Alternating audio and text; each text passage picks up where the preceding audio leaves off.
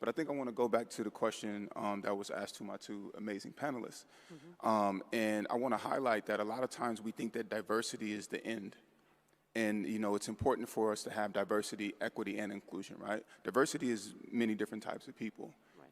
Equity is the equal opportunity, but inclusion is making somebody feel like they actually belong. And that's the part that's important. And especially when you think about the rise in populations in different parts of the world, right? Like by 2050, I think Africa or Africans will be the most populous. And so with that, then we have to make sure that they're not just, you know, our lower end workers, but they're also a part of leadership so that we can have this diverse aspect and way of storytelling and way of being.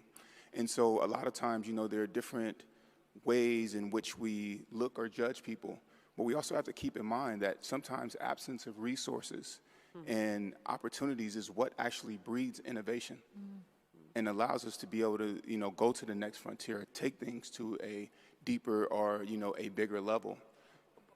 What do you mean by absence of information? Like reaching out to the sources that you mean? Well, I mean, so, you know, in different places, people may not have access to the same, you know, to internet or to the different resources and equipment and things like that. Sure. But somehow, and, you know, you really get to see this on the ground where I am, people find a way, you know, they find a way and they make a way.